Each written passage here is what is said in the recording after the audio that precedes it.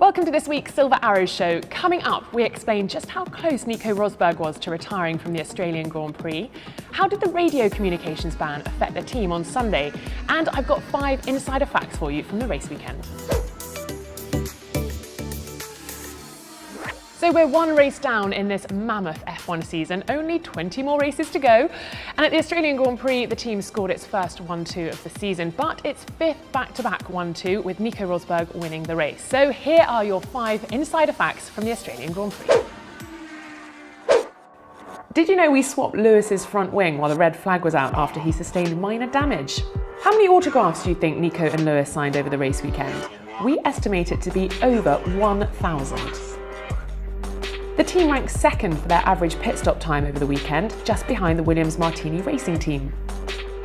As well as being the Australian Grand Prix race winner, Nico Rosberg is also a master juggler. Here he is at a fan forum just before qualifying at the weekend. You may have noticed a dramatic reduction in the amount of broadcasted radio transmission between the teams and drivers on Sunday. Well, this graph shows just how fewer radio transmissions there were during this year's race compared to the 2015 Australian Grand Prix. So as you can see from my insider facts, it was an action-packed race, but one of the stories that went untold until the end of the race was Nico Rosberg's rising brake caliper temperature after he collected debris. Now, because of the new radio restrictions, the team couldn't tell Nico what had happened, so he was left to manage the situation on his own, whilst having to judge his pace sufficiently to stay in contention for the win. Let's have a look at this animation now to see exactly what happened. As you can see from the diagram, air normally flows through the brake duct to cool the brake caliper and discs. On lap 30 of Sunday's race, Nico picked up a piece of debris that became stuck in his front right brake duct, which then obstructed the airflow and prevented efficient cooling. This led to the brake caliper temperature rising to a potentially critical level.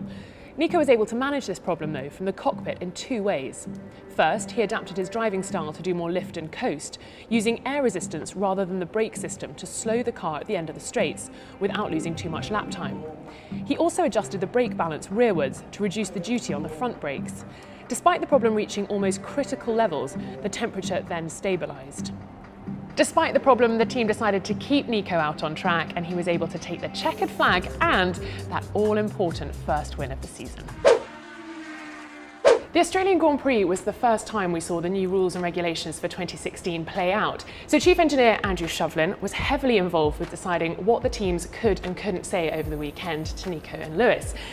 Now, Andrew, a bit of a full-on weekend for you with all these new rules and regulations. So how did that affect you in terms of preparation for the first race of the season in Australia the past weekend? It's been difficult because you don't know exactly what the regulations are going to be. As you saw over the weekend, there were clarifications and another clarification. So it was hard to know exactly the game you were going to be playing. But a big part of the preparation was done months ago. So looking at, making the car better able to look after itself and give the driver the information he needs. We also did a lot of work in the simulator. So throwing scenarios at the drivers, because before it was always a big safety blanket where we were there and able to jump in and instruct them and, tell them what to do next. Here we had to be confident that whatever the scenario, they can deal with it on their own. So I understand that you'd worked on a crib sheet before the race with Nico and Lewis, and how did that work in practice during the race? Well, it's just about knowing what you can say quickly. I mean, we get given a regulation that's 3 or 4 pages long, and when you're in the middle of the race, you haven't really got the time to sort of start flicking through it. So it's looking at different scenarios and what language can you apply to that, and making sure it's all legal. And it's tricky for the engineers as well, because they've got people speaking in their ears all the time about what they need to do, what the driver needs to do.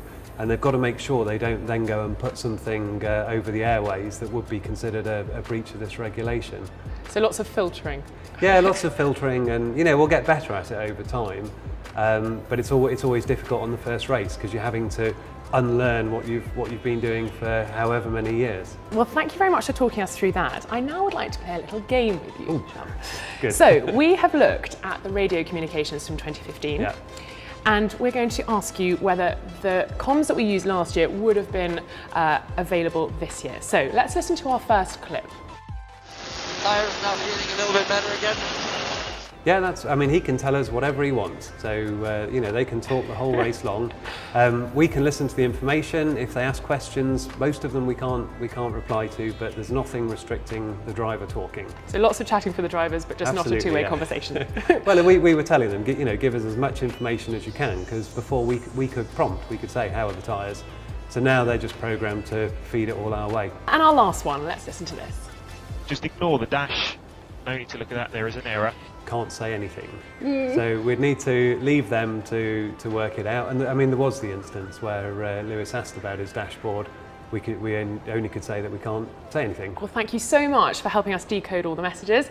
And I think practice will make perfect, so on to Bahrain. Every time the Mercedes-AMG Petronas Formula One team wins a race, a team representative goes up onto the podium with Nico or Lewis to collect the Constructors' Trophy. Now this weekend out in Australia, it was Russell Cooley's turn. He's a chief engineer in the design office. So Russell, congratulations first of all for the weekend. Thank you. Now it was your turn to go up on the podium. Can you explain what your role is within the team? My main task is putting together the car, making sure it's safe, making sure it's reliable, making sure it's on time, working with the chief designer and the technical management to make sure we deliver a product that works. What was it like to be up on the podium, to look out and see all the fans there at Albert Park? The first thing, it was a great honour. It's a kind of experience that most people don't have, and I didn't expect I would. So it was very exciting. I was obviously a bit nervous. It's not something that happens every day, but it's great to look out across the field of people. We've got your own team there supporting you and the drivers. And obviously it's an experience I won't ever forget. Well, thank you very much for sharing your podium story with us. No problem. That's it for this week's Silver Arrows show. The countdown is already on for the Bahrain Grand Prix.